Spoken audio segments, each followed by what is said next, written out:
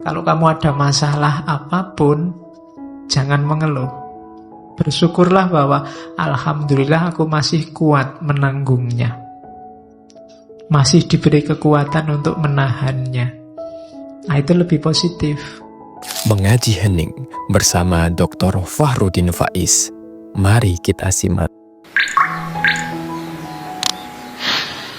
Sekarang menghadapi kesulitan yang kita sebut rasa sakit.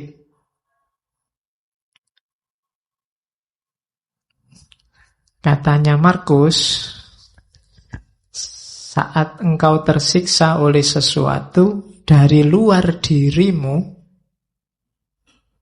rasa sakit itu sebenarnya bukan dari sesuatu yang menyakitimu, namun dari anggapanmu terhadapnya. Dan engkau memiliki kekuatan untuk mencabutnya kapanpun kau mau. Kalau kamu disakiti orang, sebenarnya orang itu tidak bisa menyakitimu kalau kamu tidak mau sakit. Pak, orang itu bikin aku mangkel ya Pak. Salahmu sendiri mau mangkel.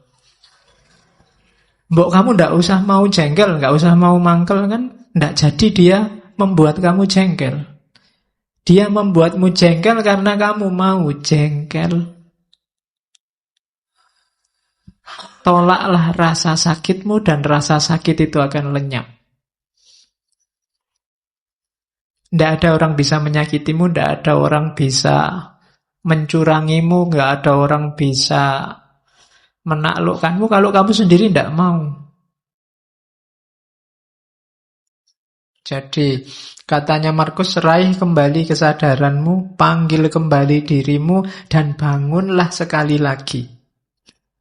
Kini akan kau sadari bahwa yang mengganggumu hanyalah mimpi. Pandanglah kenyataan ini sebagaimana engkau memahami mimpimu. Silahkan sekarang didaftar apa yang membuatmu sumpek, membuatmu sakit, membuatmu merasa tak berdaya, membuatmu merasa lemah. Semuanya pasti tidak real. Semuanya bukan sesuatu yang nyata. Hanya permainan pikiranmu dalam tanda petik. Nilai jelek, nilai jelek itu kan fakta, nilai jelek selesai. Dia tidak harus menyakitimu bahwa kamu besok akan ngulang kuliah lagi sehingga nilainya jadi baik, ya diulang saja tanpa harus merasa sakit kan bisa. Diputus pacar Pak, itu sakitnya luar biasa. Ya wis putus, ya putus saja. Lah kok enak? Aku yang diputus kok terus aku merasa sakit. Kan double berarti. Kamu mutus aku ya sudah, tapi aku tidak sakit kok. Oh itu lebih gaya. Iya. Jadi sakit atau tidak itu kan kamu yang bisa ngatur. Pedih hatimu itu dirimu sebenarnya. Tidak bisa engkau membuatku sakit hati, itu tidak bisa. Kamu sendiri yang mau dihinggapi rasa sakit itu. Ada orang maki-maki kamu kayak apapun, kalau kamu tidak tersinggung kan tidak ada apa-apa. Saya tersinggung loh Pak. Salahmu sendiri tersinggung. Kamu tidak tersinggung itu bisa lah, kok milih tersinggung. Itu kamu milih rasa sakit. Itu maunya Markus. Jadi tidak, sakit atau tidak itu sebenarnya kuncinya di kamu.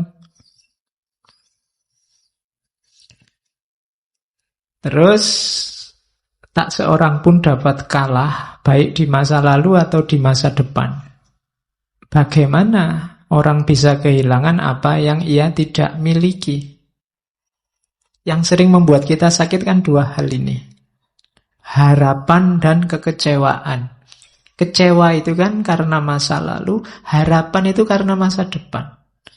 Masa lalu dan masa depan itu dua hal yang tidak kita pegang sekarang, tidak kita miliki sekarang. Lah kok kita bisa disakiti oleh sesuatu yang kita tidak punya? Kok kita bisa kalah oleh sesuatu yang tidak ada? Masa lalu itu kan tidak ada, sudah lewat. Masa depan itu nanti, belum terjadi. Lah kok kita bisa kalah oleh itu, katanya Markus? Harusnya tidak. Jadi kekecewaan dan harapan itu jangan sampai membunuhmu. Kenapa? Karena dia sesuatu yang tidak ada. Sesuatu yang tidak ada jangan menyakitimu.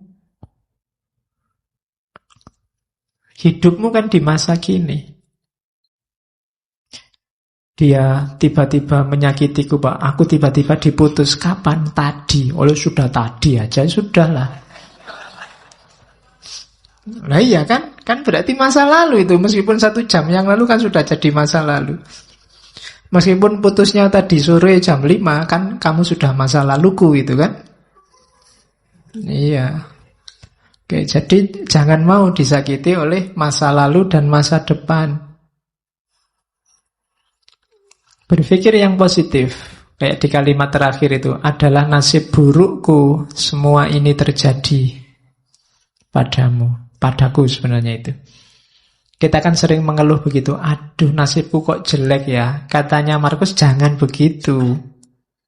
Bilang saja nasibku baik, adalah nasib baikku. Di mana nasib baiknya? Meskipun ini terjadi padaku, tapi aku dapat menanggungnya tanpa rasa sakit. Baik itu kehancuran di masa kini maupun ketakutan akan masa depan. Kalau kamu ada masalah apapun, jangan mengeluh. Bersyukurlah bahwa alhamdulillah aku masih kuat menanggungnya. Masih diberi kekuatan untuk menahannya. Nah, itu lebih positif. Jadi, sakitilah aku, injak-injaklah aku, jajalah aku, tapi aku kuat.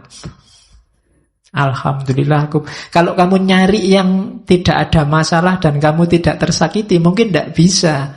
Kamu hidup di dunia yang tidak ada masalah dan kamu tidak tersakiti itu.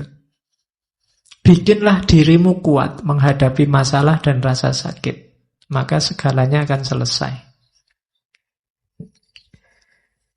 Jadi, jangan mau disakiti. Jangan mau itu bukan untuk orang yang menyakiti, tapi untuk dirimu sendiri. Jangan kamu terima rasa sakit itu, maka kamu tidak akan sakit. Nah, ini rumus yang kedua. Yo, rasanya sih memang berat, tapi lama-lama dilatih mungkin bisa. Orang-orang besar, pemimpin-pemimpin besar, itu mungkin mereka mampu melakukan ini. Kalau besok kamu jadi pemimpin labil, mudah sakit, mudah tersinggung, mudah marah, mungkin kamu tidak bisa jadi pemimpin yang baik. Kamu harus punya daya tahan terhadap rasa sakit.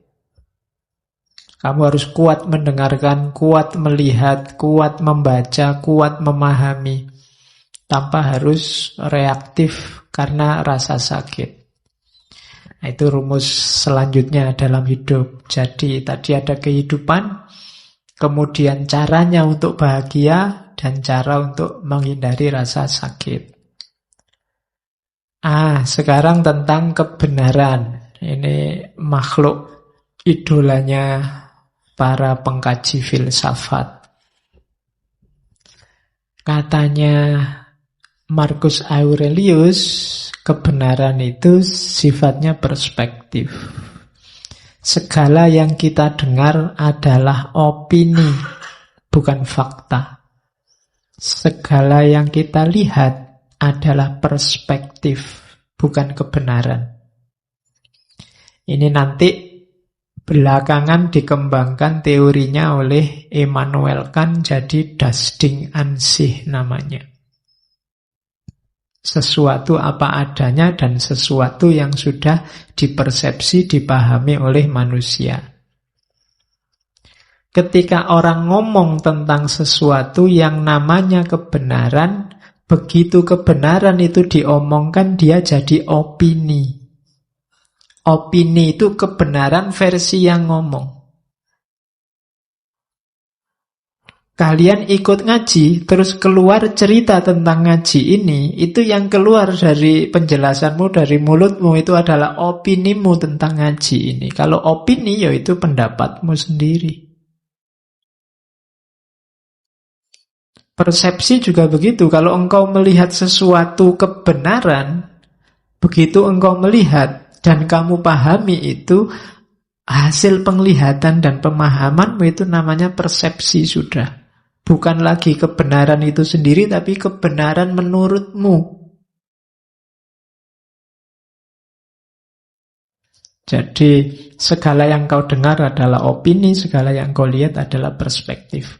Sebenar apapun, sebaik apapun yang disampaikan orang atau yang kau lihat, sifatnya sama. Sifatnya opini atau perspektif. Ya, perspektif itu selalu sesuai sudut pandang siapa yang melihat.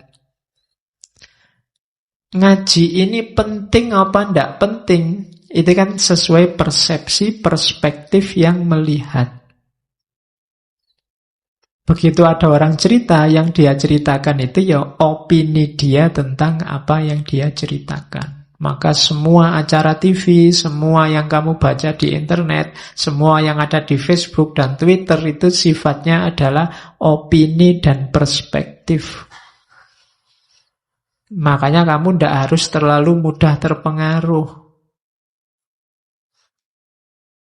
Jadi, iya, ada kebenaran, ada kebaikan, ada keindahan, tapi begitu bersentuhan dengan manusia, dia akan berubah jadi perspektif. Ketika dia sampaikan, namanya adalah opini.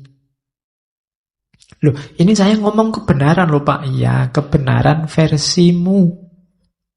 Mungkin orang lain punya perspektif berbeda. Karena karakternya manusia kan memang tergantung perspektifnya. Oke. Ya contohnya banyak. Kalian bisa nyari contoh sendiri lah Pak. Satu masalah itu kamu kalau baca berita kan biasanya terus lihat komentarnya. Coba dilihat. Masalahnya sama, faktanya itu. Tapi komentarnya coba dilihat.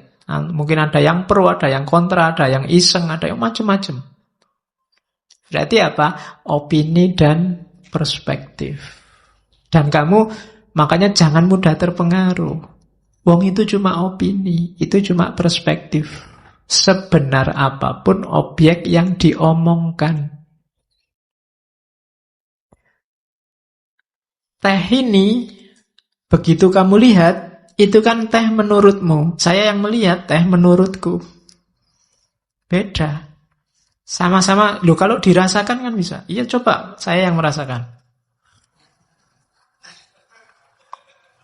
Kesimpulannya bisa beda loh sama kalian yang merasakan. Mungkin menurut kalian, wah itu tehnya kelihatannya terlalu manis Pak. Bagi saya, oh ini cukupan. Bagi yang lain, oh itu pahit. Teh yang sama bisa banyak kesimpulan berbeda. Kesimpulanku, kesimpulanmu itu namanya perspektif. Begitu kamu cerita itu namanya opini. Jadi itu loh yang kita sebut kebenaran itu. Kebenaran itu begitu bersenggolan dengan manusia, dia berubah bentuk jadi opini dan perspektif. Oke, terus kalau ini kesiapan mental menghadapi kebenaran. Katanya Markus, kalau seseorang mampu menunjukkan padaku bahwa yang aku pikirkan atau aku lakukan tidak benar, dengan senang hati aku akan berubah. Karena aku hanya kebenaran yang kucari, karena hanya kebenaran yang kucari, yang dengannya tidak akan ada orang akan benar-benar tersakiti. Yang tersakiti adalah mereka yang senantiasa menipu diri dan tidak mau tahu. Jadi ini sikap pada kebenaran. Tidak banyak orang suka dan siap pada kebenaran. Katanya Markus, saya punya kebenaran, aku meyakini kebenaran tertentu, tapi kalau ada orang lain bisa menunjukkan padaku yang lebih benar, dengan senang hati aku akan berubah. Karena komitmenku hanya pada kebenaran. Bukan pada orang, bukan pada aliran, bukan pada perspektif tertentu, hanya pada kebenaran. Dan ini akan lebih selamat. Hanya pada kebenaran, membela kebenaran, berpihak pada kebenaran, tidak akan menyakiti orang lain, katanya Markus.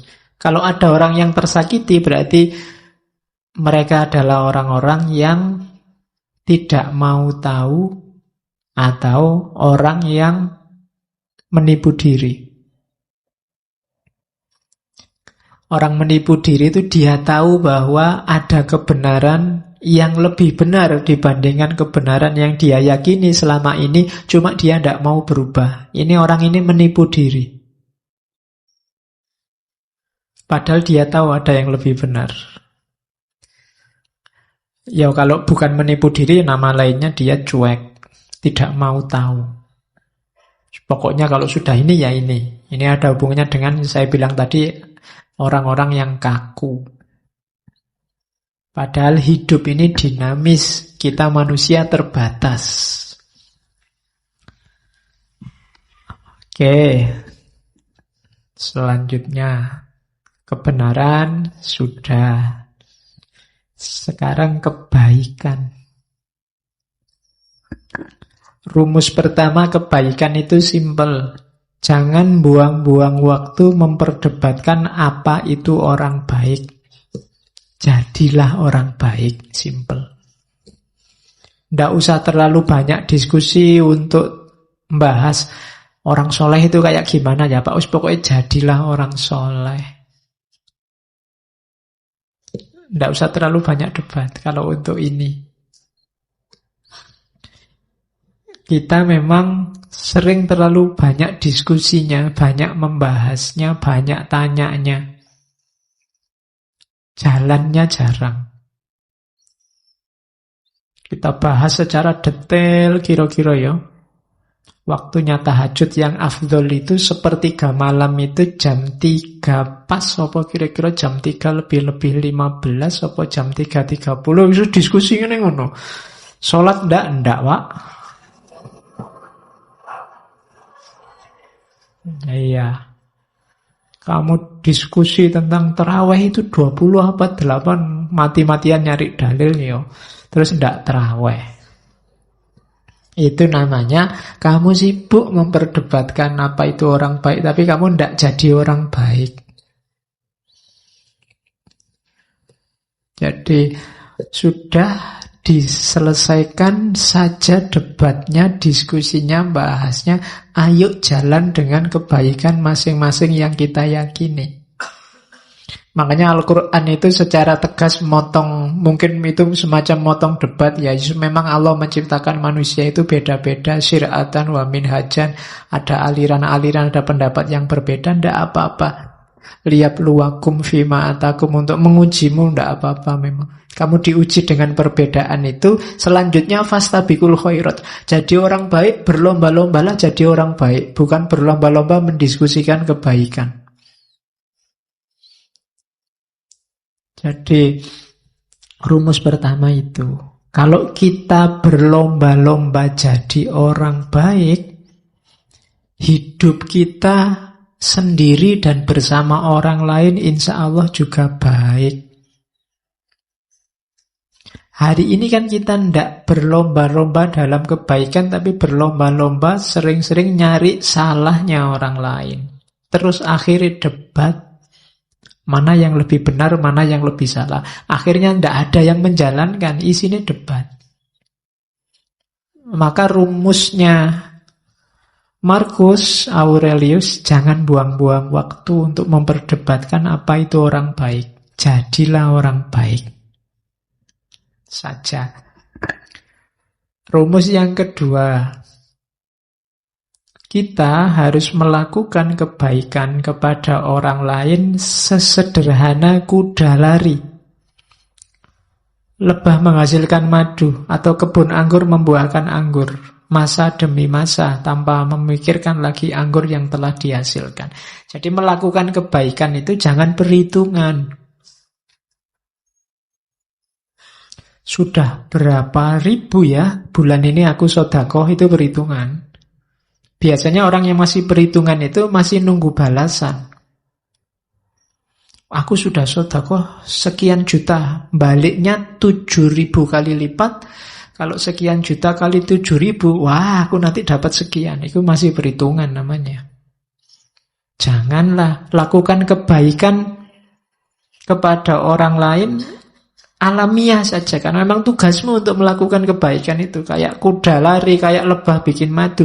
Lebah itu kan bikin madu, terus madunya mbok ambilin, mbok minumi, kan dia tidak protes. Jadi coba bisa demo mereka, itu kamu susah nggak dapat madu. Saya membayangkan kayak ayam itu demonstrasi, nggak mau bertelur saja. Untuk berapa kerugian manusia, pengusaha-pengusaha telur dadar, pengusaha-pengusaha martabak itu bisa tutup semua. Tapi mereka kan nggak mikir ke sana. Dan kamu nggak pernah terima kasih sama ayam, bebek, dan kawan-kawan. Hidupmu sangat tergantung di sana. Mereka sudah menjalankan tugasnya dengan baik, tinggal kamu jalankan tugasmu. Kamu melakukan kebaikan kok masih nawar, masih nunggu balasan, masih minta dikasih pahala double. Jadi jalankan kebaikan itu secara natural, alami. Tanpa harus mikir, tanpa harus nagih-nagih kamu dapat apa. Jadi rumus kedua itu. Rumus pertama, jadilah orang baik saja, titik. Rumus kedua, jalankan kebaikan secara alamiah. Tidak perlu terlalu banyak mikir, terlalu banyak pertimbangan. Apalagi yang kau harapkan saat membantu orang lain? Tidak cukupkah bahwa engkau sudah menjalankan tuntutan alam? Engkau meminta imbalan juga? Nah, itu pertanyaannya Markus. Seolah-olah matamu mengharapkan balasan juga saat melihat atau kakimu saat berjalan. Padahal untuk itulah keduanya diciptakan. Bayangkan kalau mata juga minta gaji, kakimu setelah dipakai jalan lari banyak, aku capek sekali, ini harus dikasih kompensasi, kan tidak begitu. Ya memang tugasnya kaki untuk jalan, tugasnya mata untuk melihat. Mereka tidak minta pahala, mereka tidak minta bayaran darimu. Kakimu kan nggak teriak-teriak, ayo aku sudah capek ini, saatnya pijet, kan dia tidak begitu. Kakinya menerima saja. Oke, jadi rumus kebaikan ada dua. Yang pertama, jalankan apa adanya. Yang kedua, jalankan secara alamiah. Lawannya kebaikan itu kejahatan, kesalahan. Katanya Markus, ingatlah siapapun yang melakukan kesalahan, ia bersalah pada dirinya sendiri. Siapapun yang melakukan ketidakadilan, ia melakukannya pada dirinya sendiri. Yang dilakukan apa? Membuat dirinya jahat, mengacaukan ritme alamiahnya sendiri tadi. Kesalahan apapun yang kamu lakukan itu sebenarnya kamu sedang bersalah pada dirimu sendiri. Man amila solihan fali nafsih wa man asa'a fa'alaiha. Barang siapa beramal baik itu untuk dirinya sendiri, dan barang siapa beramal jelek juga untuk dirinya sendiri. Kalimat ini cocok sama dalil itu, meskipun ini jauh lebih dulu. Karena ini tahunnya kan Masehi awal. Jadi kebaikan itu lawannya salah, dan ketika kalian melakukan kesalahan, yang kamu hancurkan adalah dirimu sendiri, bukan orang lain. Meskipun salahnya pada orang lain. Ini rumus selanjutnya, kebalikannya rumus tadi. Sama-sama simpelnya. Kalau tidak benar, ya jangan dilakukan.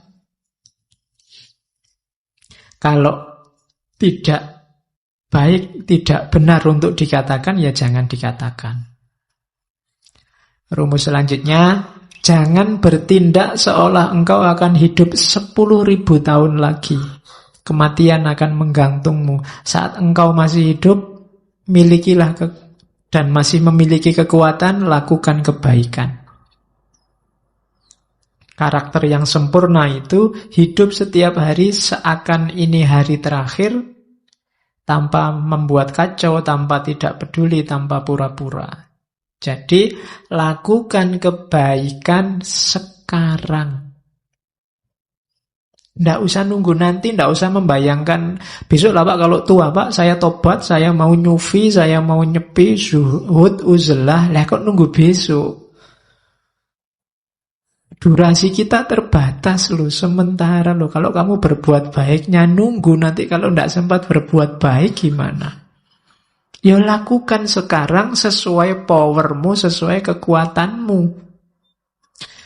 Saya sedekahnya besok aja loh Pak, kalau kaya loh. Iya kalau kamu kaya. Kalau enggak kan sumpek lagi kamu. Ya sudah, sejangkaumu, kekuatanmu berapa sekarang, sedekahlah. Nunggu apa lagi? Kamu membayangkan hidup 10.000 tahun lagi? Ya tidak mungkin, katanya Markus. Sepanjang-panjang usiamu paling berapa? Jadi orang baik dan segera lakukan kebaikan. Tidak usah terlalu banyak rumus.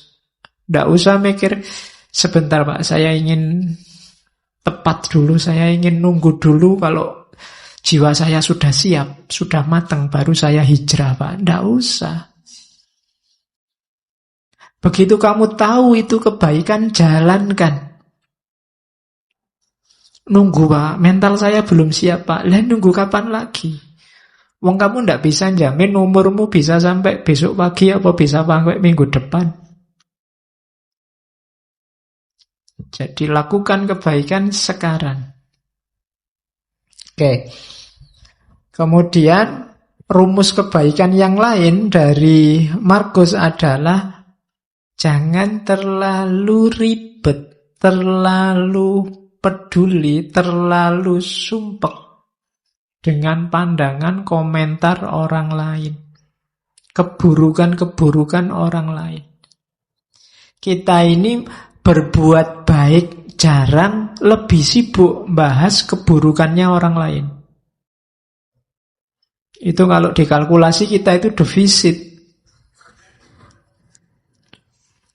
Jadi bahas salahnya orang terus. Itu kan defisit namanya. Berbuat baiknya jarang. Katanya Markus adalah sesuatu yang menggelikan. Menggelikan itu berarti hasilnya orangnya harusnya ketawa.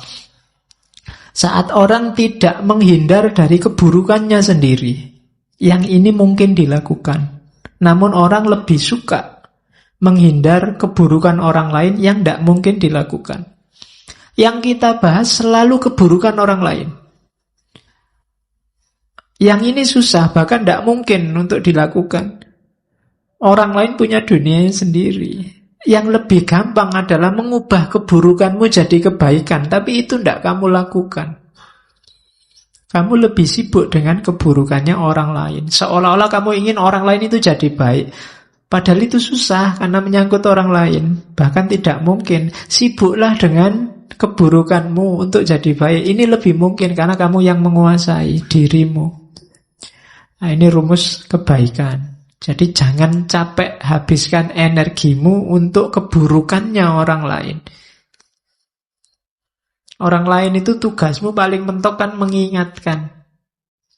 Dia berubah atau tidak di luar kuasamu. Yang lebih kamu kuasai dirimu sendiri. Mau berubah atau tidak kan tergantung dirimu. Harusnya kamu lebih sibuk di sini, tapi kamu tidak sadar, tidak mau melihat keburukanmu. Yang kamu lihat selalu keburukannya orang lain. Oke, ini nasihatnya Markus. Yo rasane kan koyo kamu belajar akhlak kan malam hari ini. Padahal ini filsafat akhlaknya Romawi zaman awal abad Masehi, tahun 100-an Masehi.